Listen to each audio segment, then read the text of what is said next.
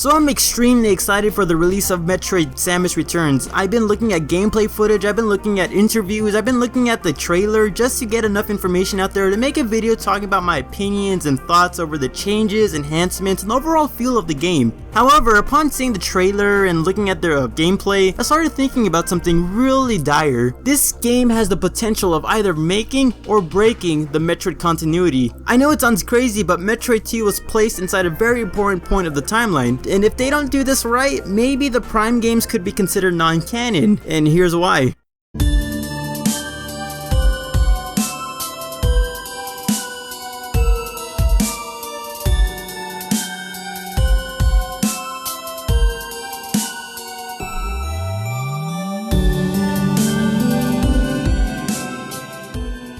So for the original game of Metroid 2, the main story was that the Galactic Federation saw how dangerous Metroids could be because of Mother Brain's actions during the first game, so they decided to destroy all Metroids because it was a safer and much more efficient way of keeping the galaxy safe. Destroy these creatures so no one else can ever use them. Makes sense. However, later on, the Prime games were created, and these Prime games from Prime 1 all the way to Federation Force was placed in between Metroid 1 and Metroid 2 in the timeline. And during the Prime games, we see a lot of evidence of Metroid destruction. Not only do we see Metroid Prime, Dark Samus, the Phazon Metroid, Solix potentially making his own army of Metroids, and the Space Pirates making a lot of Metroid cloning facilities. There's a lot of evidence to say that the Metroids are much more dangerous, and that adds upon Metroid's 2 story. However, Metroid 2 makes no reference to any of these games, and that's obvious because Metroid 2 was made during the Game Boy era, while the Prime games were created from the GameCube upward, so there's no way Metroid 2 can make a reference to the Prime games. And because of the fact that these games were created in different eras of production and there's no way to conceive of the idea of the Prime games, a lot of people have given the timeline some slack, saying, yeah, Metroid 2 makes no reference, but it's understandable, the games weren't made at the time, so there's no way they can adjust the story for that. However, with the remake being made, it has a lot of potential to either make or break the continuity. With Metroid 2's remake being created right now, the development team has full knowledge of the existence of the Prime games and the 2D games, and if they don't make the story of Metroid 2 right, they could potentially ignore the Prime games and make it non-canon. I don't know how they're going to tell the story for Metroid 2, more than likely it's going to be a prologue like how Super Metroid and Metroid Fusion had its own prologue.